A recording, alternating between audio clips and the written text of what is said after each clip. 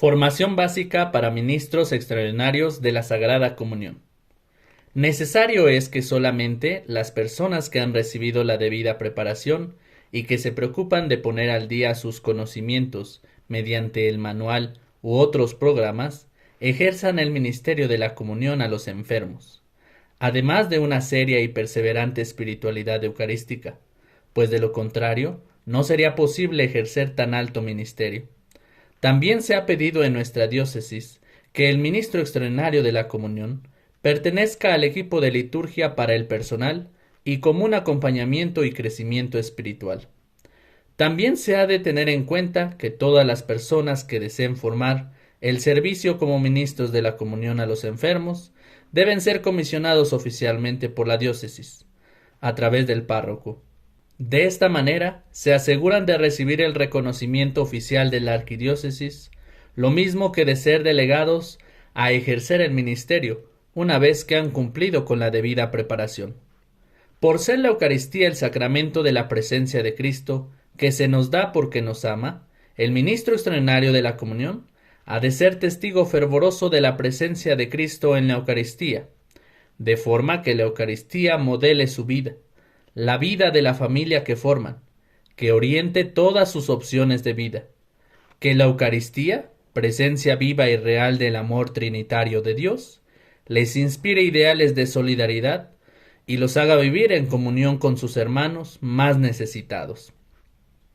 A continuación te presento el manual del ministro extraordinario de la Sagrada Comunión.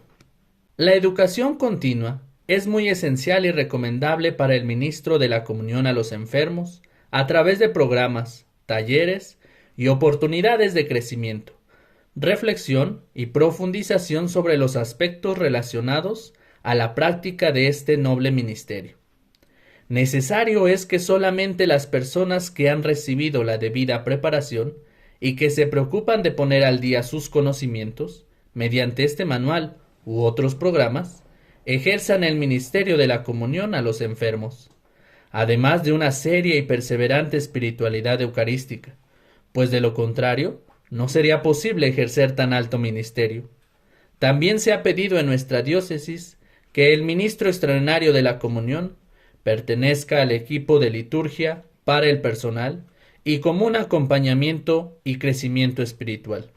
También se ha de tener en cuenta que todas las personas que deseen ofrecer el servicio como ministros de la comunión a los enfermos deben ser comisionados oficialmente por la diócesis, a través de su párroco. De esta manera se aseguran de recibir el reconocimiento oficial de la arquidiócesis, lo mismo que de ser delegados a ejercer el ministerio una vez que han cumplido con la debida preparación. La instrucción sobre algunas cuestiones acerca de la colaboración de los fieles laicos en el sagrado ministerio de los sacerdotes, en el artículo 13, que habla sobre necesaria selección y adecuada formación en el contexto de esta introducción a este manual de formación de los ministros extraordinarios de la comunión, expresa que es deber de la autoridad competente, cuando se diera la objetiva necesidad de una suplencia, en los casos anteriormente detallados, de procurar que la persona sea de sana doctrina y ejemplar conducta de vida. No pueden, por tanto, ser admitidos al ejercicio de estas tareas aquellos católicos que no llevan una vida digna, no gozan de buena fama o se encuentran en situaciones familiares no coherentes con la enseñanza moral de la Iglesia. Además, la persona debe poseer la formación debida para el adecuado cumplimiento de las funciones que se le confían. A norma del derecho particular, perfeccionen sus conocimientos, frecuentando, por cuanto sea posible, cursos de formación que la autoridad competente organizará en el ámbito de la Iglesia particular, en ambientes diferentes de los seminarios, que son reservados solo a los candidatos al sacerdocio, teniendo gran cuidado que la doctrina enseñada sea solamente conforme al magisterio eclesial y que el clima sea verdaderamente espiritual. Esperamos que este manual sea una herramienta para que los ministros extraordinarios de la comunión eviten los delitos o abusos contra la Sagrada Eucaristía, pues como dice el documento arriba señalado, estamos convencidos de que el remedio principal a largo plazo es una formación adecuada, la instrucción y la fe sólida. Pero cuando ocurren abusos, la Iglesia tiene el deber de señalarlos en un modo claro y caritativo.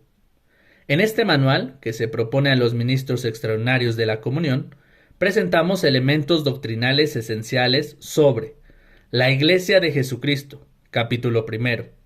Se busca que los ministros extraordinarios de la comunión comprendan mejor cuál es la misión de la Iglesia y cuál nuestra propia misión en la Iglesia. Comprender cómo realizarla en y desde la Iglesia. Constitución jerárquica de la Iglesia, capítulo 2. De forma que tenga ideas generales pero claras sobre la estructura jerárquica de la Iglesia en torno al obispo, en la Iglesia particular con su presbiterio, sus diáconos y otros ministros. Se hace presente también en una comunión de los obispos en la misma Eucaristía, manifestada en la concelebración de la Eucaristía, expresión de la perfecta comunión en Cristo y en la Iglesia, una santa, católica y apostólica. Los fieles laicos, obligaciones y derechos, capítulo 3. En este apartado está dedicado a las obligaciones y derechos de los fieles laicos. Trata no sólo de aquello que específicamente les compete, teniendo presente su condición secular, sino también de tareas o funciones que en realidad no son exclusivamente de ellos. Los sacramentos de curación, cuarto capítulo. Sin tratar de todos los sacramentos, se ha buscado hacer conciencia de cómo Jesucristo, médico de nuestras almas y de nuestros cuerpos, que perdonó los pecados al paralítico y le devolvió la salud del cuerpo, quiso que su Iglesia continuara, en la fuerza del Espíritu Santo, su obra de curación y de salvación. La Santa Misa, capítulo 5. Se reduce a una motivación para que los ministros extraordinarios de la comunión tengan una asidua participación en la Santa Misa dominical y lo vean como un deber y un privilegio, una dulce obligación de corresponder al amor de Dios por nosotros, para dar después un testimonio de ese amor en su vida diaria y en su servicio a los enfermos. Siendo que la Santa Misa es el acto de culto más excelente que la Iglesia entera tributa a Dios, es la fuente de la vida cristiana. Es el encuentro que Cristo quiere tener con sus hermanos los hombres, para nutrirlos con el alimento que no perece, para bendecirlos y fortalecerlos en sus pruebas. Comunión y culto eucarístico fuera de la misa. Capítulo 6. La celebración de la Eucaristía es el centro de toda la vida cristiana, tanto para la Iglesia universal como para las asambleas locales de la misma Iglesia.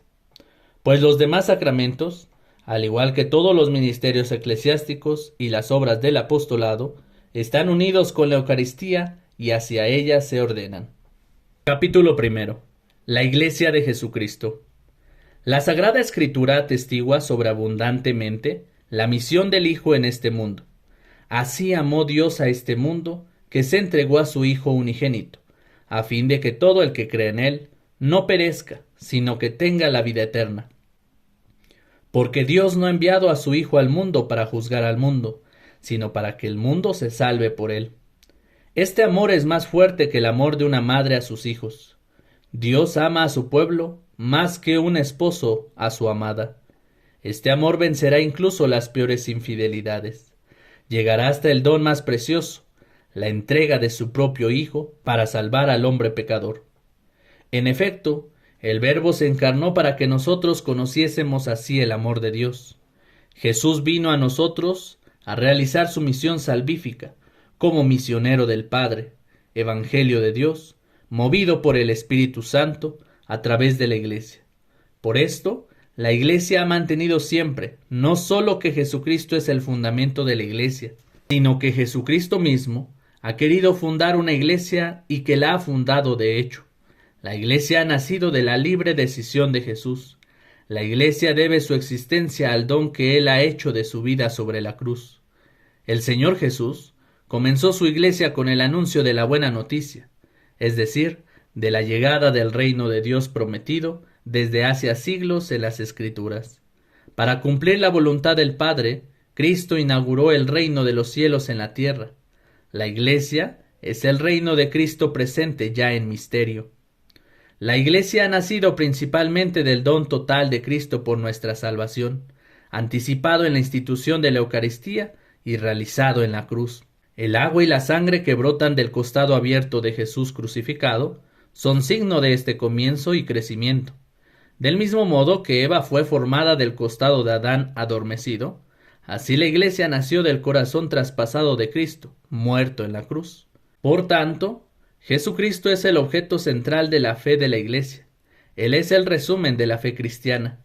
Así, el cristianismo es la buena nueva de Cristo. Es más, el cristianismo es Cristo.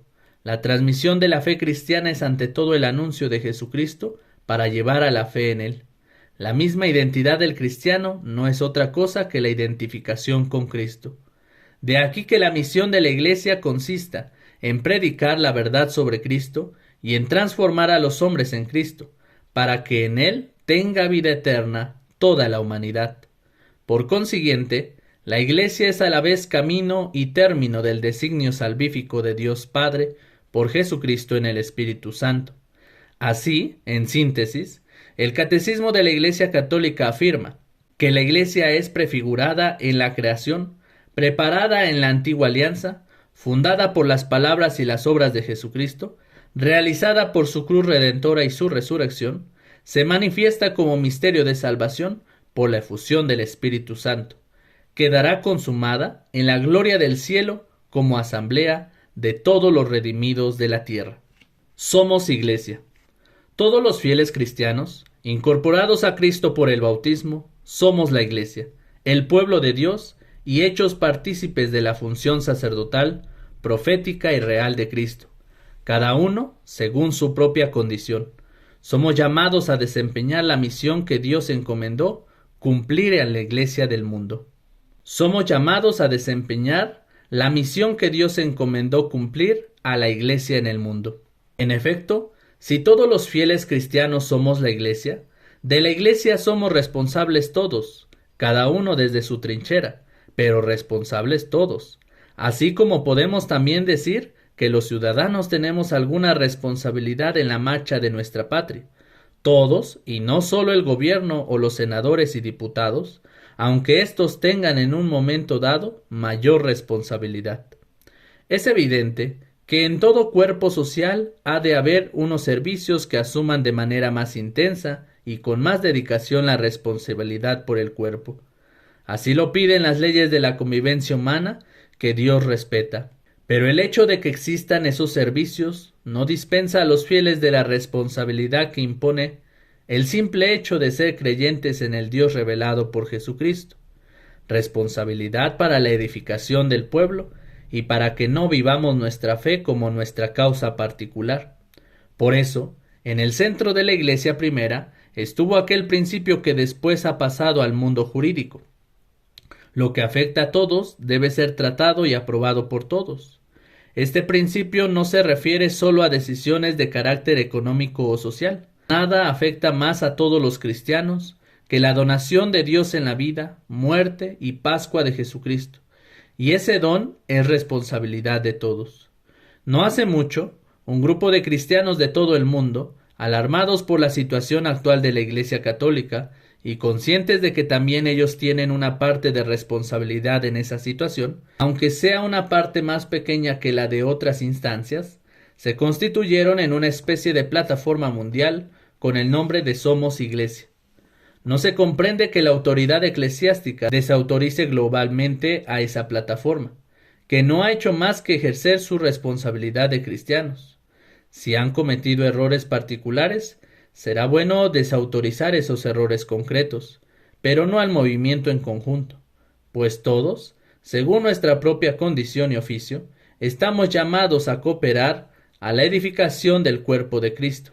Evidentemente, se puede ejercer mal una responsabilidad, y por desgracia, los hombres hacemos eso más de 2 veces, y cuando así ocurra, será bueno que eso se nos diga, en nombre de la responsabilidad de todos. Pero lo que no se puede hacer es negar simplemente el ejercicio de una responsabilidad que brota con el hecho mismo de ser creyentes, que quiere decir ser iglesia. En ella todos los bautizados tenemos el derecho y el deber de ser corresponsables en el ser y hacer del pueblo de Dios. En efecto, el Catecismo de la Iglesia Católica afirma en el número 900 que todos los fieles, los laicos, están encargados por Dios del apostolado en virtud del bautismo y de la confirmación, y por eso tienen la obligación y gozan del derecho, individualmente o agrupados en asociaciones, de trabajar para que el mensaje divino de salvación sea conocido y recibido por todos los hombres y en toda la tierra. Esta obligación es tanto más apremiante cuando sólo por medio de ellos los demás hombres pueden oír el Evangelio y conocer a Cristo. En las comunidades eclesiales, su acción es tan necesaria que sin ella, el apostolado de los pastores no puede obtener en la mayoría de las veces su plena eficacia. Sin embargo, nadie podemos olvidar que el Señor ha querido que todos los miembros de su cuerpo sirvan a su unidad, con una misión concreta, en donde cada uno ha sido puesto para una misión especial y concreta. En la vocación propia, pues, hay en la Iglesia diversidad de ministerios, pero unidad de misión. A los apóstoles y sus sucesores les confirió Cristo la función de enseñar, santificar y gobernar en su propio nombre y autoridad. Pero también los laicos, partícipes de la función sacerdotal, profética y real de Cristo, cumplen en la Iglesia y en el mundo la parte que les corresponde en la misión de todo el pueblo de Dios. Por consiguiente, las mismas diferencias que el Señor quiso poner entre los miembros de su cuerpo sirven a su unidad y a su misión. En fin, en esos dos grupos, jerarquía y laicos, hay fieles que por la profesión de los consejos evangélicos se consagran a Dios y contribuyen a la misión salvífica de la Iglesia según la manera peculiar que les es propia. Iglesia del crucificado, imagen del Dios uno y trino. Así pues, la Iglesia en cuanto es sacramento de comunión, es como imagen de la Trinidad. La Iglesia es efectivamente pueblo de Dios Padre, cuerpo de Cristo y templo del Espíritu. Es eso en su totalidad. Esto somos todos los fieles cristianos, uno en Cristo. Esto es un reto y una tarea diaria que tenemos todos. Ser y hacer iglesia, reflejar al Cristo total ante el prójimo. En efecto, el espíritu de comunión que permanece en la Iglesia ha de ser manifiesta en cada uno de sus miembros como el gran sacramento de la comunión divina que reúne a los hijos de Dios dispersos. El fruto del Espíritu en la liturgia que el pueblo de Dios celebra es inseparablemente comunión con la Santísima Trinidad y comunión fraterna. En realidad, la Iglesia es imagen de la Trinidad por ser Iglesia del crucificado, es decir, expresión de la comunión de Dios en la historia, con los hombres y mujeres de la humanidad. Moltmann ha notado con agudeza teológica la vinculación que hay para la fe cristiana entre Trinidad y cruz, señalando como algo muy valioso la práctica católica de hacer la señal de la cruz precisamente al pronunciar el nombre de la Trinidad, en el nombre del Padre, del Hijo y del Espíritu Santo. Signos que no se pueden quedar en la piel o en la mente del creyente, sino también en el corazón. Es decir, al santiguarnos en nombre de la Trinidad, hemos de recordar que es todo un programa de vida, comunión con la Trinidad y comunión con los hijos del Dios uno y trino. Como la Iglesia del crucificado, toda la comunidad creyente, sobre todo los más responsables en ella, debe participar de alguna forma en esa kenosis o anonadamiento de Dios que hace posible la cruz del Hijo. Por tanto, la cruz ha de ser una condición de la propia vida creyente y comunitaria, no un recurso fácil para obtener que los demás hagan aquello que quieren las personas constituidas en autoridad. Realmente los que somos constituidos en autoridad no podemos más que actuar como siervos a ejemplo del siervo de Dios, que no vino a ser servido, sino a servir, y dar la vida por la salvación de todos. Desde la cruz atrajo a todos hacia sí, y resucitado fue constituido Señor del cielo y de la tierra. Por esto, los que ejercen una autoridad deben ejercerla como un servicio y una donación de sí, que salva y que une. El que quiera llegar a ser grande entre ustedes, será esclavo. Nadie puede ordenar o establecer lo que es contrario a la dignidad de las personas, a la ley natural, a la unidad, al crecimiento, al desarrollo integral de la persona y a su vocación. Los verdaderos líderes, servidores de Dios, no se dejan guiar por mundanos criterios, sino que obran lejos de los complejos e inseguridades. Han de obrar desde el corazón de Jesús, en la libertad de los hijos de Dios, para la comunión trinitaria y eclesial. Creo que siempre que ejerzamos la autoridad en nombre de Dios, se ha de tomar con mucha responsabilidad, no solo viendo hacia sí, sino desde la Trinidad y desde la situación de aquel sobre el que caerá el efecto del ejercicio de la autoridad, y ponernos en actitud orante al estilo de Santa Isabel de la Trinidad. Dios mío, Trinidad que adoro, ayúdame a olvidarme enteramente de mí mismo para establecerme en ti, inmóvil y apacible, como si mi alma estuviera ya en la eternidad. Que nada pueda turbar mi paz, ni hacerme salir de ti, mi inmutable, sino que cada minuto me lleve más lejos en la profundidad de tu misterio. Pacifica mi alma, haz de ella tu cielo, tu morada amada, y el lugar de tu reposo. Que yo no te deje jamás solo en ella, sino que yo esté allí enteramente, totalmente despierta en mi fe, en adoración, entregada sin reservas a tu acción creadora. Oración de la Beata Isabel de la Trinidad. La Iglesia visibilizada en la Eucaristía.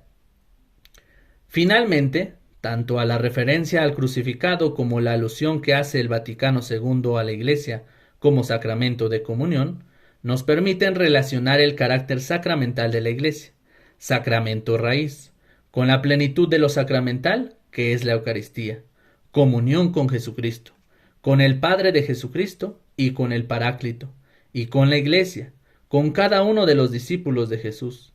De aquí la afirmación del gran teólogo de Lubac: la Iglesia hace la Eucaristía y la Eucaristía hace a la Iglesia. La Eucaristía es comunión con Dios y con el hermano. Esto quiere decir que la Eucaristía no existe solo como un simple acto de culto agradable a Dios, que se ofrece para la reconciliación y la vida del mundo, sino que al ser cristificado el creyente al comulgar, ha de hacer de sus relaciones con sus hermanos relaciones eucarísticas, en las que se entrega la vida para la liberación integral del hermano, y esto principalmente de los responsables de la comunidad, de los que íntimamente celebran y ofrecen la Eucaristía. Han de hacer que en ella las relaciones no sean relaciones de dominio, sino relaciones eucarísticas. En definitiva, la Eucaristía nos une con el Cristo total al comulgar con Cristo cabeza y Salvador del cuerpo, vivificado por el Espíritu Santo. En efecto, la Eucaristía renueva, fortifica, profundiza la incorporación a la Iglesia realizada ya por el bautismo, porque aun siendo muchos, un solo pan y un solo cuerpo somos, pues todos participamos de un solo pan. Si vosotros mismos sois cuerpo y miembros de Cristo, sois el sacramento que es puesto sobre la mesa del Señor, y recibís este sacramento vuestro. Respondéis amén, es decir, sí, es verdad, a lo que recibís con lo que respondiendo lo reafirmáis. Oyes decir, el cuerpo de Cristo, y respondes, amén. Por lo tanto, sé tú verdadero miembro de Cristo para que tu amén sea también verdadero. Y el santo de Hipona añade, si ustedes son el cuerpo y los miembros de Cristo, sobre la mesa del Señor está el misterio que son ustedes mismos, y reciben el misterio que son ustedes. Y concluye diciendo que el que recibe el misterio de la unidad y no posee el vínculo de la paz, no recibe un misterio para provecho propio, sino un testimonio contra sí. En efecto, el misterio eucarístico es el corazón de la vida eclesial y el centro del ministerio del sacerdote, que no se limita a la celebración eucarística, sino que también implica, como se dice en el capítulo anterior, un servicio que va desde el anuncio de la palabra a la santificación de los hombres a través de los sacramentos y a la guía del pueblo de Dios en la comunión y en el servicio. Por tanto, la celebración eucarística es el centro del proceso de crecimiento de la Iglesia, pues la Iglesia se edifica a través de la comunión sacramental con el Hijo de Dios inmolado por todos.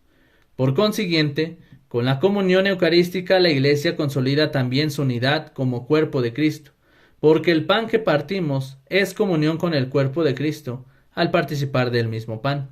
San Juan Crisóstomo señala que así como el pan es solo uno, por más que esté compuesto de muchos granos de trigo, de la misma manera, también nosotros estamos unidos recíprocamente unos a otros y todos juntos con Cristo. En efecto, nuestra reunión con Cristo, que es don y gracia para cada uno, hace que en Él estemos asociados también a la unidad de todo su cuerpo, que es la Iglesia. La Eucaristía consolida la incorporación a Cristo, establecida con el bautismo mediante el don del Espíritu. Por ello, la acción conjunta e inseparable del Hijo y del Espíritu Santo, que está en el origen de la Iglesia, de su constitución y de su permanencia, continúa en la Eucaristía para hacer de los fieles cristianos almas eucarísticas. Si la Eucaristía edifica a la Iglesia y la Iglesia hace la Eucaristía, hay por tanto una relación sumamente estrecha entre una y otra, a tal grado que se puede aplicar tanto a la Eucaristía como a la Iglesia el símbolo niceo-constantinopolitano, una santa, católica y apostólica. Y guardando la debida distancia de cada fiel cristiano, se debe decir también lo mismo. Estamos llamados a ser signos de la Iglesia, sacramento universal de salvación, y esto lo haremos real en la medida en que seamos constructores de la unidad, santos, apóstoles y realmente católicos.